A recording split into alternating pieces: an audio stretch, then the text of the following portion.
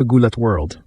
Alexandra Ayala, ang ating 20-year-old tennis pride from the Philippines, bumawi agad sa Madrid Open 2026. Sa kanyang unang laban sa prestigious WTA 1000 clay tournament, ipinakita ni Alex na handa na siyang magbigay ng malakas na pasabog. Panalo siya sa straight sets laban kay experienced Russian veteran Anastasia Pavlyuchenkova, 6-3, 6-3.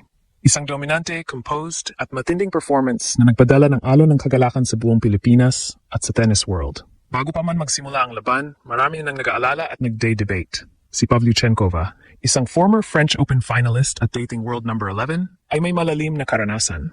Siya'y nakalusot sa qualifiers at kilala sa kanyang malakas na hitting at veteran savvy. Pero si Alex, siya ang rising star na produkto ng Rafael Nadal Academy, may blazing speed, fearless shot-making, at gusto na ipakita ang kanyang growth sa clay. Maraming fans ang nagsabi na ito ay isang dangerous matchup para sa veteran. May mga nag-post na si Pavlyuchenkova ay nasa slump na may sunod-sunod na losses sa main draw. Mayroon ding nagsabi na si Alex ang slight favorite dahil sa kanyang current form at momentum bilang isang young gun na patuloy na umuunlad. Ang atmosphere sa social media ay puno ng excitement. This could be a statement win for Alex, ang dating ng mga opinyon. Nagsimula ang laban sa Arantxa Sanchez Stadium sa Madrid. Mula sa unang set pa lang, ipinakita ni Alex ang kanyang intensity. She took the opening set 6-3 with clean winners and solid defense. Fans watching live were already buzzing. May mga nag-tweet na Ayala drawing first blood at she's controlling the rallies perfectly. Nakita ang kanyang composure, walang unnecessary errors, pure focus. Sa gitna ng set, may double fault mula kay Pavlyuchenkova na nagbigay ng set point at palalong sumigla ang suporta para kay Alex. Parang, hello coach. Moment na nagpa-smile sa marami. Ang mga live reactions ay puno ng pride. Maraming Pilipino ang nag-share ng goosebumps. Sabi nila, parang football atmosphere ang dating ng suporta kahit sa malayong Madrid. The energy when Ayala wins a big point is infectious. Ganyan ang pakiramdam ng mga nanonood. Hindi nagpaawat si Alex sa second set. Patuloy ang kanyang agresibo na paglalaro. Malalakas na forehands, smart shot selection, at excellent movement sa clay. Natapos ang set sa 6-3 ulit. Straight sets victory. Isang clean, no-nonsense win na nagpatunay na handa na siyang harapin ang mas malalaking hamon. Ang mga reaksyon pagkatapos ng laban ay sobrang overwhelming. Ayala's first win in Madrid 2026. Ang sigaw ng marami. May mga nag-celebrate na pasok na sa round of 64 at she showed great intensity on court. Maraming opinyon na ito ang kanyang bounce-back moment matapos ang ilang early exits sa recent tournaments tulad ng Stuttgart. Finally, Ayala won convincingly on clay. Sabi ng iba na may halong relief at excitement. Ang dami ng Filipino fans na nag-share ng kanilang emosyon, pride, joy, at inspiration. This is what we've been waiting for, ang dating ng mga post. Mayroon ding nag-comment na ang young talent ni Alex ay nagbibigay ng bagong buhay sa tennis sa Pilipinas. Parang electrifying ang pakiramdam kapag siya'y nananalo, lalo na sa ganitong stage. Kahit ang neutral fans ay na-impress sa kanyang composure at shot-making. Sa likod ng mga highlights, ang totoong kwento ay tungkol sa emosyon.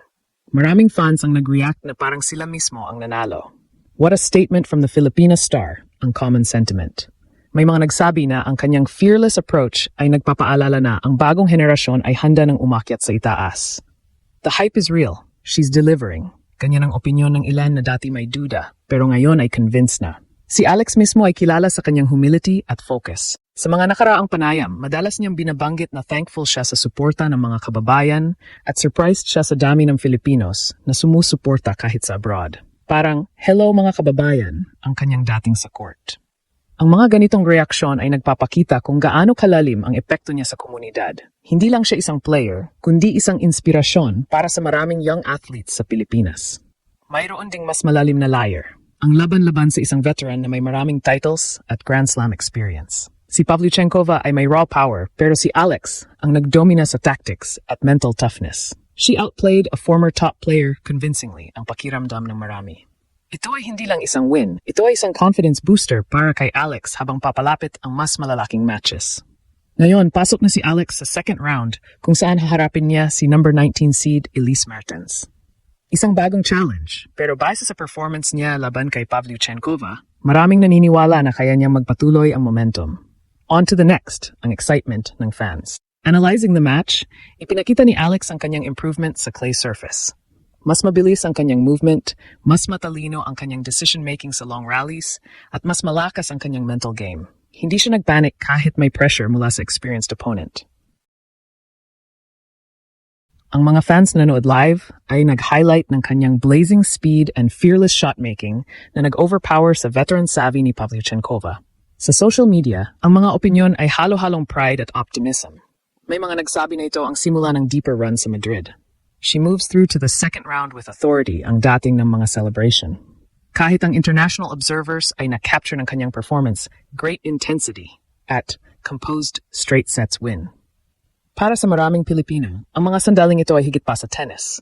Ito ay tungkol sa pagkakataon na ipakita ang bandera sa world stage. Ang dami nang nag-share ng kanilang personal stories. Mga bata na na-inspire maglaro ng tennis dahil kay Alex, mga pamilya na nagkakaisa sa panood, at ang overall joy na dala ng bawat panalo. Ginulat talaga ni Alexandra Ayala ang mundo sa kanyang comeback performance. Mula sa pagbawi matapos ang ilang setbacks hanggang sa pag-deliver ng solid win laban sa isang tough opponent. Ito ang Alex na nakasanayan nating suportahan. Ang kanyang journey ay patuloy na nagbibigay ng inspirasyon sa lahat ng Pilipino. Ang panalong ito ni Alex laban kay Anastasia Pavlyuchenkova ay hindi lang simpleng first-round victory. Ito ay malinaw na indicator ng kanyang evolution bilang isang high-level competitor sa WTA Tour.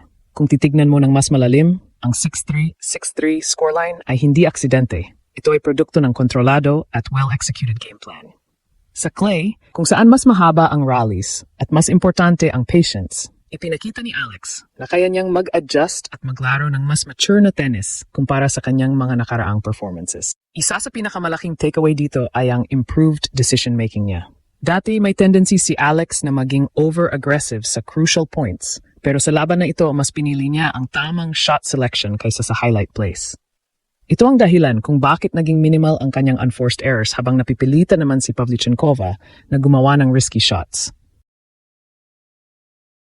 Dagdag pa dito ang kanyang movement, mas fluid, mas efficient, at mas confident sa sliding exchanges sa clay. Hindi lang siya humahabol ng bola, siya na ang nagdidikta ng rally patterns. Isa pang critical factor ay ang mental composure. Kahit kalaban niya ay isang veteran na may Grand Slam experience, hindi siya nagpakita ng hesitation. Walang visible panic kahit sa tight moments ng set. Ito ang sign na ang kanyang confidence ay hindi na lang galing sa potential, kundi sa actual experience at self-belief na nabuo sa tour. Looking ahead sa laban niya kay Elise Mertens, dito na masusubok ang consistency niya. Si Mertens ay mas structured at mas consistent kaysa kay Pavlyuchenkova. Kaya kailangan ni Alex na i-maintain ang parehong level ng discipline habang tinaas ang intensity. Pero base sa ipinakita niya sa Madrid, may legitimate chance siya na mag-deep run.